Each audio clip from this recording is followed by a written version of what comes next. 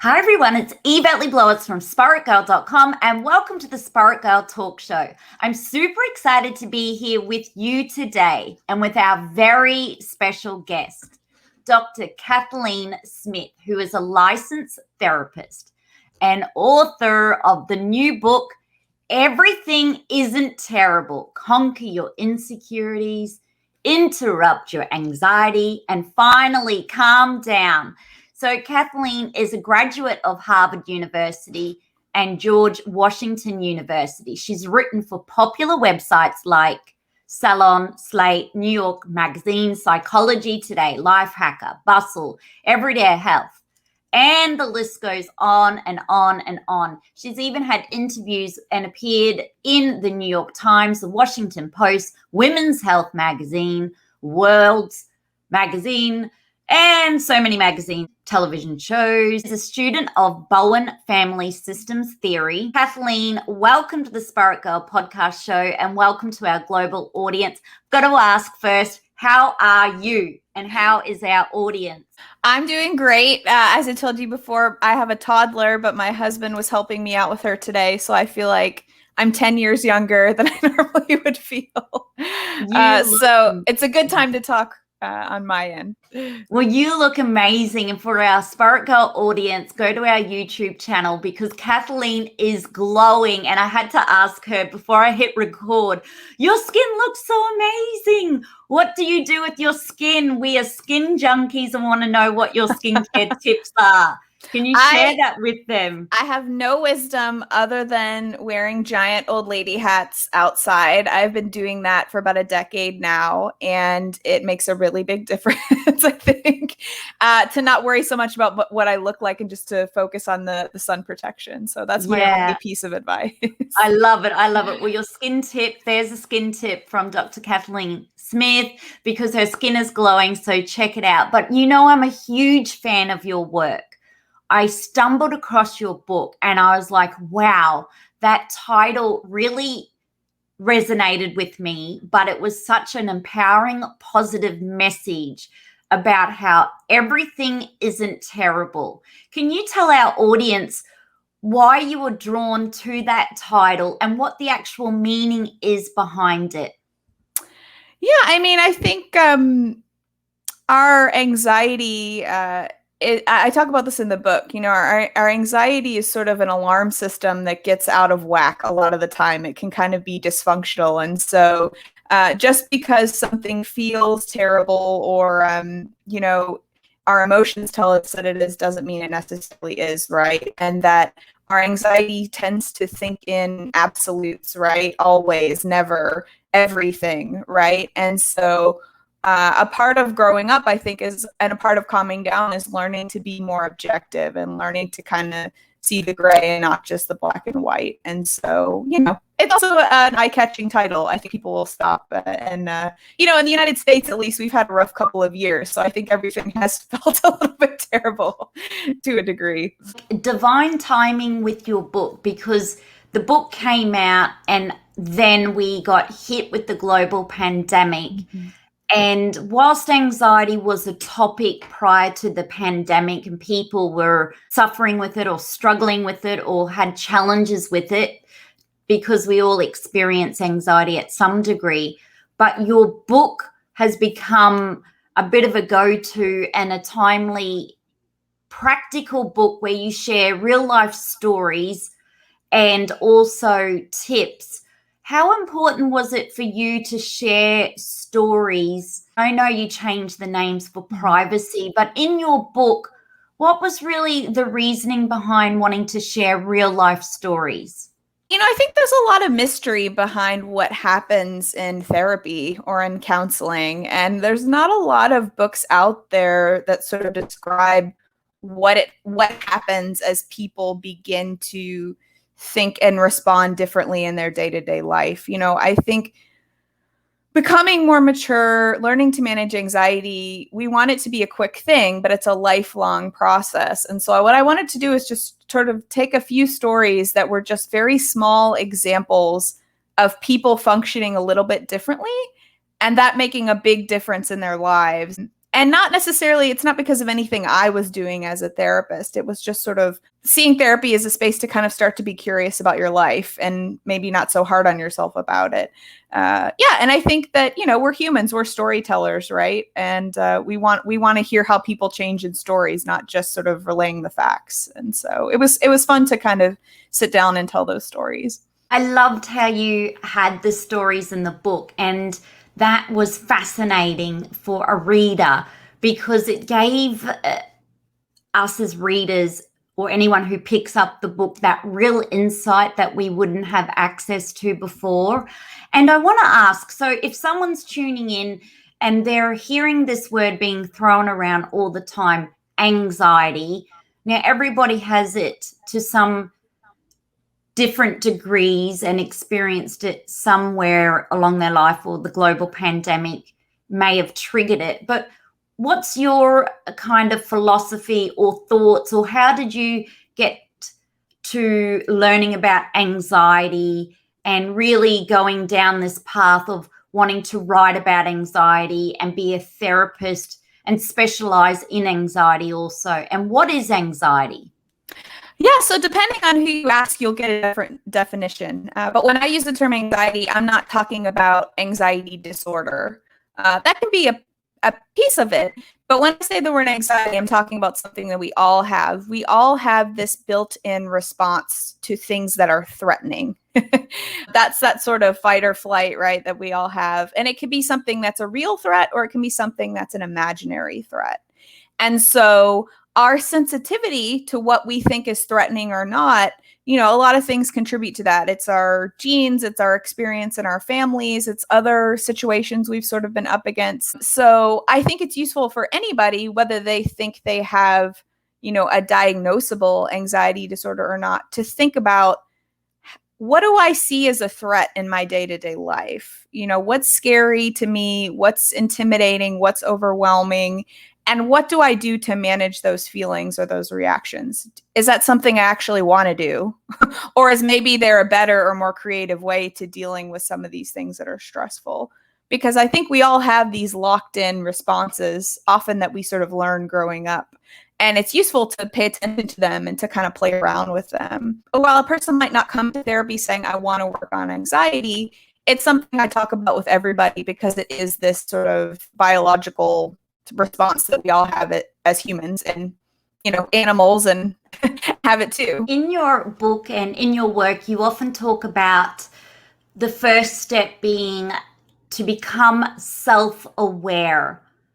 So when we become self-aware, are there any practices you would put in place? Do you feel that like mindfulness meditation would be a good thing to help with creating space between your thoughts or the reaction, or writing down either the way you feel or the way you're reacting, or just even noticing the sensations? What are some ways we can become more self-aware? Yeah, I mean, I think there's so many things you can do, and there's so many ways you can get curious about it. I think paying attention to your body is really important, those physiological responses, right? And that's where I think, mindfulness, meditation, those things can be useful. Paying attention to your thinking, right? What are the negative thoughts that you have?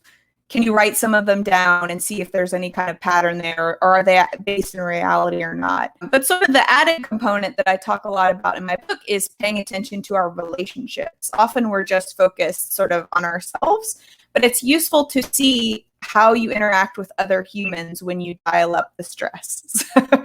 Are you a person who takes over and needs to be in control? Are you a person who shuts down and distances? Are you kind of doing both of those things? Do you like to kind of provoke conflict, and that's what you do when you get worked up, right? It's useful to observe those relationship patterns, because often they're just interesting to pay attention to, but often those have sort of the most wiggle room for doing something different, because often if we start to relate to people differently, a lot of the internal stuff will kind of resolve itself. And I tell people, you can do all the meditation in the world, but you still got to go visit your family, right? And you have to be in the same room with them sometimes. And that might not, that can prepare you in a way, but you still have to figure out how to relate to other humans So I you need those love relationship skills too. And talking about relationships, because you are absolutely the guru when it comes to this, when it comes to relationships. And we, as carers, like so many people who are tuning in are therapists, spa therapists, givers, light workers. They're just on this mission to really, really help people. But at the same time, we want to do so much, probably more than the average person, where we want to do it all. We want to be the savior of the house and the savior of the family. And then we can find ourselves becoming really depleted. Now, is it okay to say, I think people have more capability than we often give them the credit for? And you talk wildly about this, how sometimes we want to jump in and help someone that we think is struggling, or we think they can't do it, and we want to do everything, and then we burn out, then we get really anxious, then we get stressed, then we might have fights, and then it ends in a bit of a disaster. How can a caregiver and a control freak really kind of step back? And you talk about this, and let their husband stack the dishwasher in the way they want, or let their kid put the toilet roll on the wrong way. How can we be more open to imperfection in relationships and in the house and at work and in our day-to-day life? Yeah, I mean, if you think about all the energy you spend managing other people, you know, that could be used for other goals and things you want to do for yourself, right? For a lot of us, I'd say it's probably quite a bit, you know. And it's not that helping other people isn't wrong. It's when it becomes your automatic way of calming down, then you kind of get into trouble because first of all, like I said, that wastes a lot of energy, right? But then you automatically start to assume that people are inefficient or helpless or incapable, right? And that's not useful to them to be treated that way, first of all, but it's not useful for you either, because then you are incapable of calming down or being around people who might do things differently than you or do things not as quickly. And you need to find other ways to kind of manage yourself, manage the stress and the anxiety than just doing that sort of anxious doing for others. And I think once people start to kind of pay attention to that in their day-to-day lives, they start to realize like, oh, I really do this a lot. You know, I'm constantly reassuring people or jumping in and doing things for them. And maybe I don't have to do that. You know, maybe that's not actually helping. Maybe that's just more about me than it is about them. Here's a great example. Through your work, you have helped me so much. And this is why I really wanted to have you on the show, because an example is I would normally think I'm the be all or the end all. Like, everybody needs to come to me to either book their accommodation, find out where the greatest hotel is. And that would mean not just one person, that would mean family members, people. Naturally, I used to have a travel show and blog prior to COVID-19. It makes sense. But I've discovered when my time got a little bit less, as an example, my uncle's very capable of searching a platform and choosing what is the best place for him to stay. So when I applied, hang on a minute, what would Kathleen do in this situation? She'd go, he's capable. He can do it. He doesn't need you. And you know what? It took so much anxiety and stress out of my week because I was flat chat. I couldn't get back to him. I knew he wanted to book travel. And you know what was the funniest thing? He goes, when I did get back to him, he goes, oh, no, I rung them up myself. And I rang up and got some advice. And I'm booking that today. And I was like, oh, see, example, he didn't need me. But Kathleen, I want to ask you now, a lot of people suffer with insecurities due to social media. And in particular, it could be an example. They see the perfect mummy blogger with the perfect hair. The child looks like it's just come out of Vogue magazine. And like their house is pristine. And the mummy blogger, and not all mummy bloggers, but just as an example, they're marketing a beautiful, luxurious life. And then another mummy non-blogger might go, oh, crap, my house doesn't look like that. Oh my goodness, my hair doesn't look like that. I feel really bad. Maybe I'm a bad mother. I feel like I need to up my game in my mummy stakes. Can insecurities come from using social media, observing that looks great, but hang on a minute, this is the way my house looks? And then insecurities can start from comparison. Is it best we don't compare our houses or our hair or our lifestyle with others on social media, and that can help with reducing our insecurities? I think about it a little bit differently than a lot of folks, but maybe not, but I think about it as when we shift to self-comparison, it is because we lack a strong definition about what we actually want and what we actually value, right? So if I don't have a good sense of how I want to take care of myself, what a good day looks like, what being a good parent is, what being productive looks like realistically, right? Then I will start to grab and borrow all these other definitions about what's success, what's beauty, what's a good relationship, right? And the problem with social media is it offers us all of those values about what we should care about, what's important, what's ideal, right? And so I feel like the people who have a stronger sense of themselves and a more solid definition of what they want for themselves, I think you are less likely to kind of just pull those different definitions day to day and say, oh, well, I need to care more about this because this person looks gorgeous and I want that, right? But do I actually want to put the time into doing that every day? Or is there something else that's important to me, right? If you haven't done that thinking, then you're going to try and be everything, right? Which is impossible, and really kind of be pulled in different directions day to day. Well, this day I care about how I look, and this day I care about being the perfect mother. So yeah, that's how I think about it, is just, can you come up with a more solid definition about what's important to you and what you're striving for, instead of just borrowing it from your Instagram feed or from other social media. I love that, because you often talk about going back to what are your interests. Get curious on just one thing. Why is curiosity so important when dealing with anxiety or the current global pandemic, or just in life in general? I think curiosity is kind of the antidote, or at least the opposite of anxiety. Curiosity is using the front part of your brain, the part that solves problems and that is interested and set goals, right? Anxiety is the back part, that very old, ancient part of ourselves that is all about survival and panicking. And so people who are curious about themselves are able to recognize that when they fall into habits they don't like, that's expected. That's normal. That's what humans do. And they're able to say, well, do I want to be a little bit more creative in my day-to-day life? Do I want to be a little bit more flexible?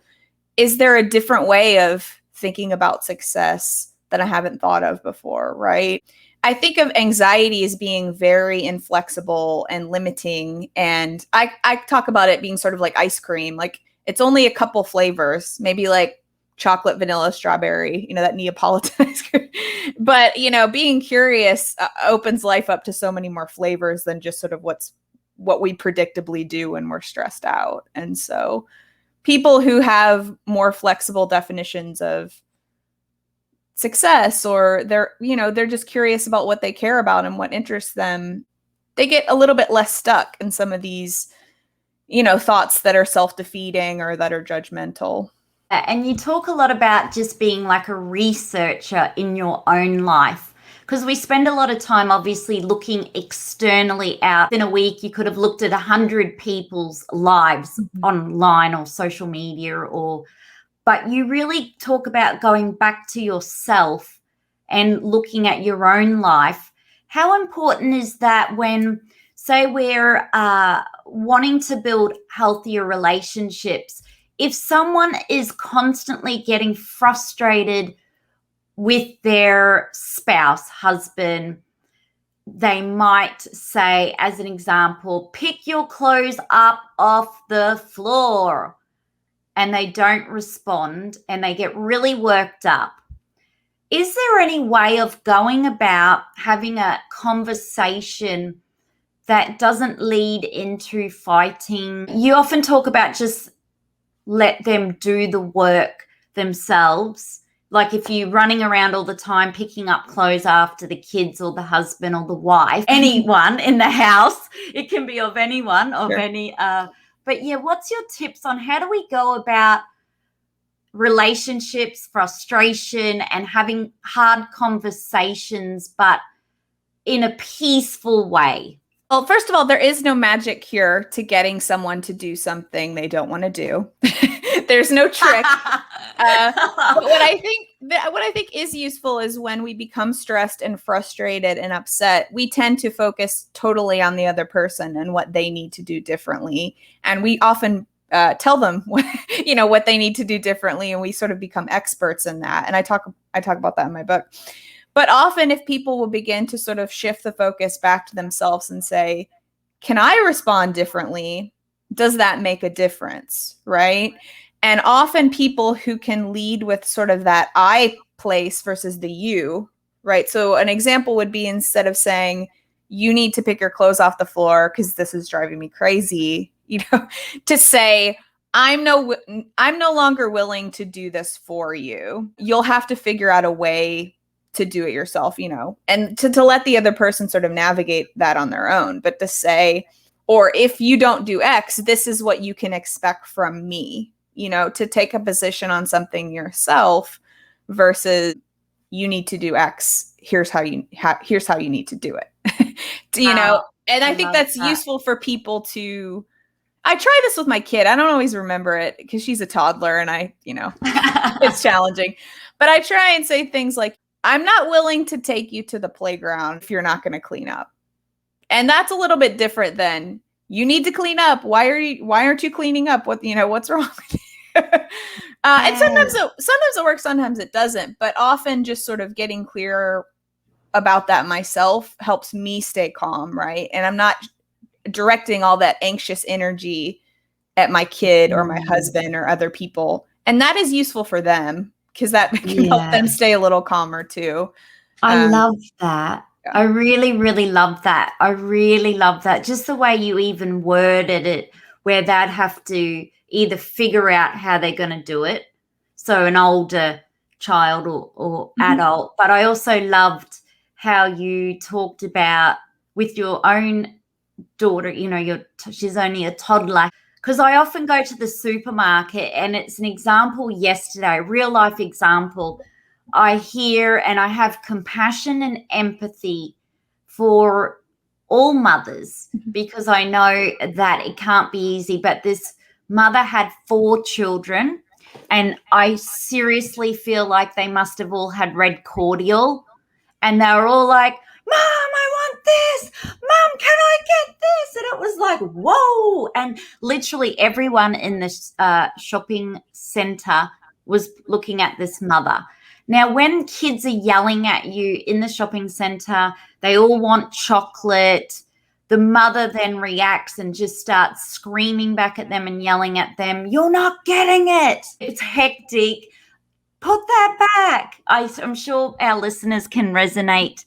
You may have been in a shopping center at some point and heard many mothers say, put that back. You're not having it. How can we approach children wanting things in a shop and actually respond in a calmer way? And bearing in mind, mothers are anxious. They've probably finished work. COVID's on. 4 kids yelling at you, wanting chocolate. It's hectic. Yeah. No judgment. It's no judgment. But how could we apply, if that was us, how could we maybe go about that with more peace or calmness or without yelling?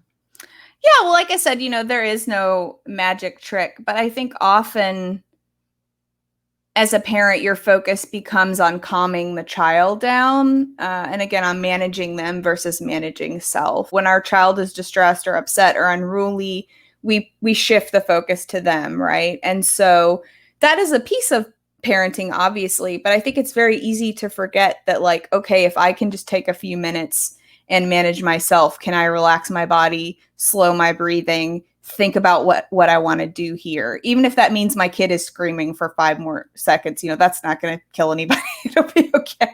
But to sometimes I'll do this with therapy clients, but I think it could work with kids too. I sort of come up with a number of how upset or distressed or unruly a person is, and I say, okay, well, if they're an 80, can I be a 60? But I maybe can't be a 0, right? But I can sort of visualize and think about, what does it mean to be at least less anxious than the other person, So Yeah, well, I had loving kindness. I literally had so much empathy for this mother, regardless, and I just felt for her because she had a very tough job that day in the chocolate aisle.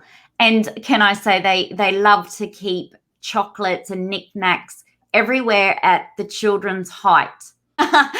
Kathleen, when it comes to your self-care rituals, like, you give so much, you help so many people in your practice, and also your workload. Every therapist I've spoken to or self-help author, it's gone through the roof with the demand for mental health and support. Yeah. So how do you take care of yourself?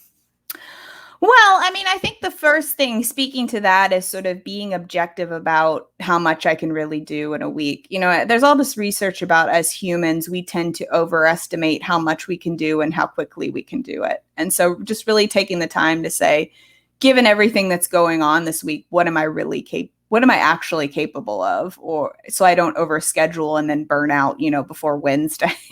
So on a good week, I can do that. So definitely not always, but just saying sort of, how do I make space for human interaction, which has been hard with the pandemic. Obviously, things are changing now, to factor that into how I structure my week, because the human connection of being a therapist is not the same, obviously, as spending time with my spouse or with friends or other people. And so I see just the relationship piece as being really important, to not sit around and wait for people to ask me to do things, to be very intentional about sort of scheduling things and know that I'm going to see other people. And as a parent, I think that's important as well. Are you able to fit in any exercise or practices in that way where you can do that with either in a family setting? How does that play out for you as a therapist, moving your body? Because you sit down, obviously, now behind Zoom or traditionally, traditionally in a room.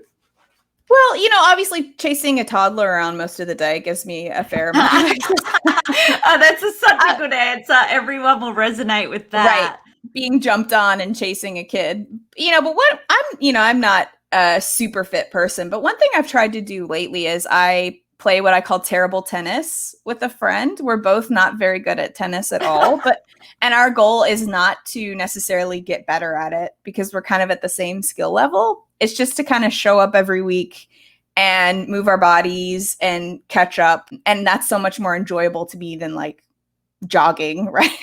So I think just sort of not beating myself up about not being better at it, and just, I think, being okay with where I am and the fact that I could be sitting at home, eating cheese, or drinking, having a glass of wine, that's like a better thing for me to do every week. I think just kind of not being too hard on yourself and starting small with something like that, I think, is good. I love that. I love the terrible tennis, because it's so incredible that you're not applying pressure where you've got to become the best tennis player and become an Olympian. Yeah. And also, I couldn't help think how it actually matches your book. Everything isn't terrible. My tennis game is.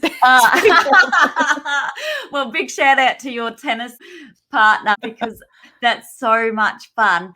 And obviously, the transition. So now you're in motherhood, the transitioning, you've gone through a massive transition from couples, marriage, toddler. So many mums say to me they find it really difficult to fit self-care in, that sometimes the only quiet space they have is in the shower or on the toilet, even then not.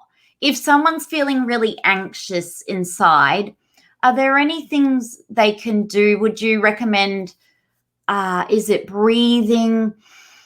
Would an affirmation help? Like, how could they just in a moment try and bring some calm into their life? Yeah, I mean, I think all of those things can be helpful. I think sort of checking in with reality a bit and saying, what's my challenge here? What would I like to keep thinking about? And how to shift out of that all or nothing thinking everything is terrible. I'm never going to have any time to myself. It's going to be like this forever. Those are not true statements, right? And so the other thing I think about, and this isn't sort of an in the moment thing, but we tend to want to fix this when we're very distressed and when it's very late at night, which are not necessarily the best times to solve a problem. But that's what we tend to do. I think as a mom, especially, it's easy to, if you have a partner or spouse, to turn to them and say, okay, here's what you need to do differently in order for me to feel better, because I can't do this anymore. Right. To instead, start the week and say, to your spouse, well, here's what I need this week that I think could help me out. Here's the time I want to carve out to take care of myself or go for a walk or see a friend. Can we make that happen? To be proactive versus waiting until things get so bad that you just want to blow up your life and do something totally different. Wow, I love that advice. I love that proactive planning and looking and kind of talking about needs, and obviously that allows your partner, husband or wife, to also have the opportunity to talk about their needs and really working in a cohesive partnership and supporting each other. And do you think it's okay, Kathleen, to say when we're feeling really anxious or something's really distressing us, is it okay just to share our feelings and just be open and honest, so at least our partner knows what's going on? Because sometimes, particularly, a lot of women say to me, my husband won't talk about it. He just won't open up with these feelings, but I know something's wrong, but he's just shut down, and they don't know how to approach it and how to ask them, like, how can I help you? How are you? When people get either really stressed or depressed or anxious, they can shut down. I think to me, the distinction is, do you need the other person to manage your anxiety? I think because a person may not always be willing or able to do that. If you are also trying to kind of self-regulate and calm down yourself while you're sharing, I think that's fine, because it is important to share what your challenges are and what's going on with you. It's when the other person becomes your automatic way of managing the stress, then that puts a lot of pressure on them, and that also doesn't build up your own capacity to calm yourself down. So often, maybe you don't necessarily need to say something in the moment. You can, but I think about other times during the week when you feel calm is often the best time to check in, to say, hey, let me talk to you about how I've had a hard week. I want to think about this out loud, and I think that would be useful for me to do, right? We tend to only want to have those conversations when the emotions are really high. And I think that that's a piece of being in a relationship, right? But also sharing your best thinking about it when things are calm is something that I don't think people do enough of. And do you feel that to build healthy relationships, we need to basically focus on the good things about either our partner or our children, and really kind of focus more on the things that aren't terrible? So if someone's really fantastic at whatever it might be, mopping the floor, sweeping the porch, just these little random acts of kindness, or should we appreciate more, be focusing more our attention on the good qualities or the positives? Because sometimes I feel that our brain might be biased against what's wrong, and it just can hone in on that. Yeah, well, when I think you're very stressed, we're trained to look out for threats. And so we become experts about what's wrong with the people closest to us, because we see changing them as the way of managing the anxiety, right? And so often that keeps us from seeing the positives. And then going back to what we were talking about earlier with sort of wanting to control or overfunction, I think if you begin to step back on that a little bit, that's when people start to surprise you, right? And you see them as capable, and you might start to notice the positives more because you're giving them an opportunity to function for themselves. And do you feel that when it comes to curiosity with our relationships, do you feel that it's really important? It's been hard during the pandemic for people as a family, like they would normally go on a family holiday and that would be their new adventure, their new curiosity, really refresh their mindset and their energy levels.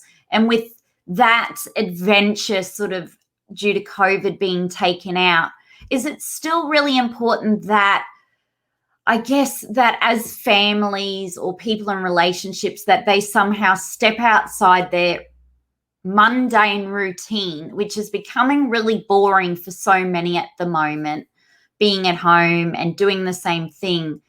Is it important to build healthy relationships, to try new things, try different things, and be open for maybe going for a walk in a different park, maybe trying a different coffee shop, even doing something different to make life feel new or different? Yeah, I mean, I think you're exactly right. I think there's so much research about how novelty is one of the key ways to tackle depression, and I would imagine anxiety as well. If you're not doing novel things or learning new things or going to new places, it's very easy for your brain to get caught in these rigid patterns of thinking. Now, how did you find time to write your book? Like when you were busy running your practice, how did the book idea even come about? Like what made you think, you know what, I'm going to sit down today and write this book? How did that process start? Because we would love to know. I like to read self-help books also. And one thing I find with a lot of self-help books is it's just sort of the same idea over and over again, for 200 pages. It could be a useful idea, but often it's sort of just more of the same. And then a lot of books that are geared towards therapists tend to be very academic and kind of dry, while having, some useful ideas. And so I wanted to kind of have a blend of the two, to have a book that actually describes a theory that people use in therapy, and one that has been very helpful for me, but also in everyday language that people can understand and can find useful without sort of needing all the academic piece of it, to kind of get at the meat of, okay, how is a therapist actually thinking of things or framing things when they hear somebody's story or somebody's challenge? And so I hope that that's what I accomplished, but I just wanted it to be really accessible to people who don't necessarily want to be an expert about the theory that I use. I love, love, love. I love what you've created. And it's really great. I feel that through all of the books you've read, and I know every psychologist or self-help guru loves reading books and has to as part of their profession. But I love how you put your own take on it.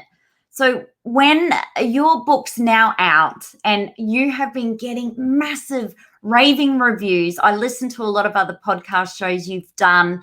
It's helping so many people, and particularly in the family space, relationship space. Overall, how does that feel now as an author? Like we're here today in Australia, we've got our kind of virtual Spirit Girl book club party happening.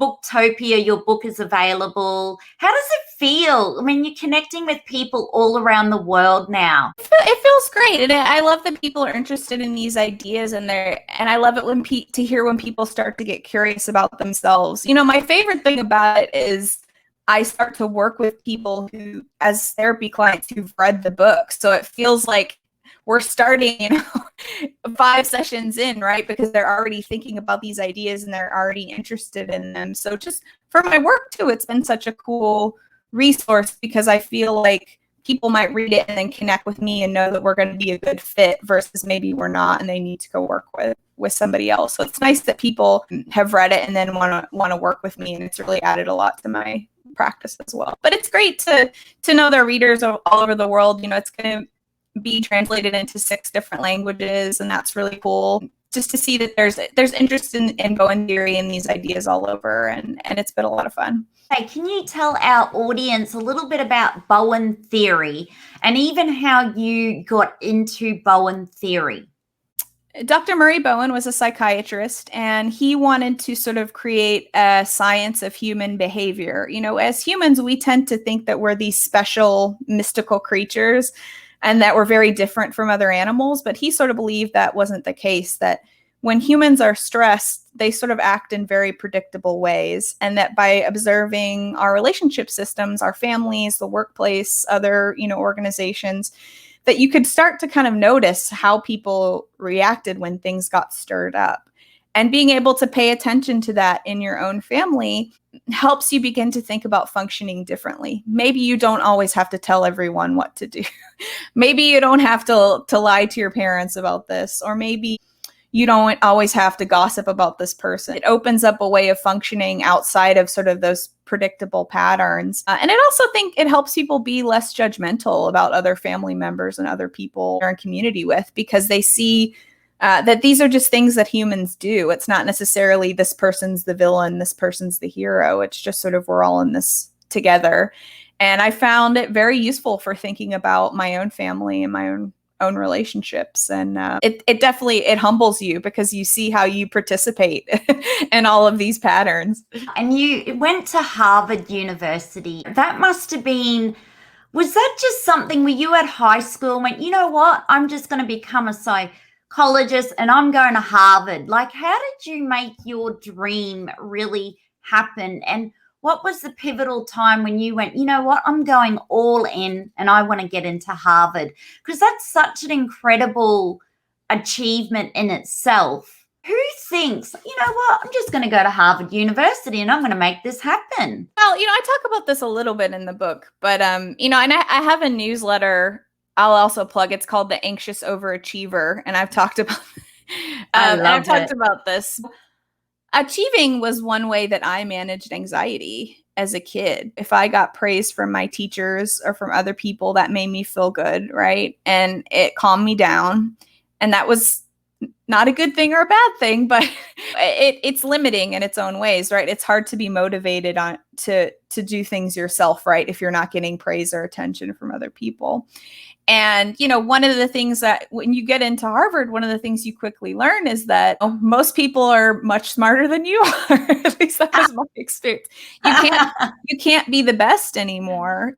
And so you just have to do what you're interested in. It's not about the achieving. It's about what are you actually curious about, right? And I actually didn't study psychology in college. I didn't pursue that until graduate school. And my mom died when I was in college. And so that was a huge influence on sort of me, having support from different folks and counselors as well. I found that, powerful experience in my life. And I thought, this is something that I'm interested in and that I want to help people think about and work on. So it was more sort of that life event, I think, that spurred my interest in the field of psychotherapy than I was a history major in college. So not related at all. But no. I quickly had to learn there are better ways than achieving of feeling like you're living a good life.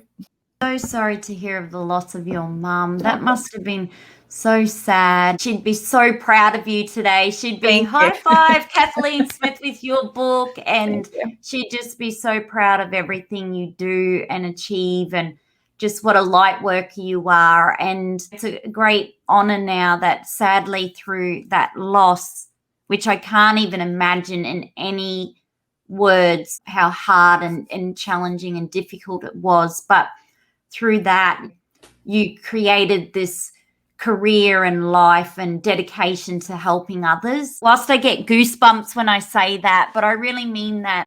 Thank you for all that you did and do and all of the effort you went through for learning all about the psychology and psychotherapist aspects of things, because it's really helping us now.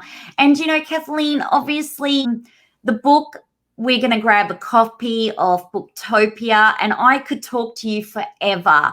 I'm a huge girl fan of your work, and it's been just an absolute down-to-earth pleasure just to catch up with you and talk about real life and your book and toddlers and mums having to deal with screaming kids at the shopping center wanting chocolate and, the dishwasher and picking up clothes. So real life stuff. And can I just say, though, thank you from the bottom of my heart for everything you do. Sometimes you probably don't even realize what an impact you're making because you're so busy doing, but you really, truly are making the greatest contribution to helping us to feel good from within globally. So thank you. Well, thank you. And I never get tired of thinking about this stuff. So I probably bore a lot of people. I'm curious about it, and it makes me really happy when other people can get curious about it too and not be so hard on themselves. Yeah, so that's great. So I should say to the podcast listeners, send all of your questions through for Dr. Kathleen Smith. Anything you've got to do with how to deal with your husband or your wife or your kids and how to create a much healthier relationship and how to not pounce them or attack them.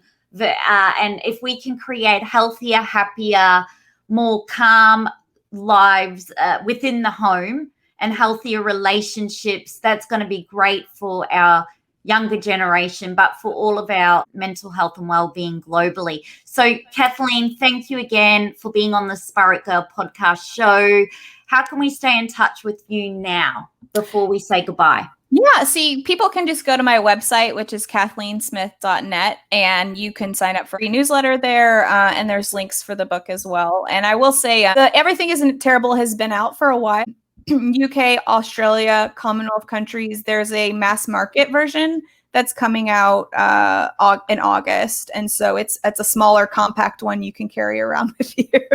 Yeah, so I'm excited about that. Yeah, I'm excited about that. And I'll reshare that when that comes out as well. So we'll say goodbye. Thanks again. And to our Spirit Girl podcast listeners, be sure to subscribe, to leave a rating and review, and to tell someone you love to. And together, let's feel good from within.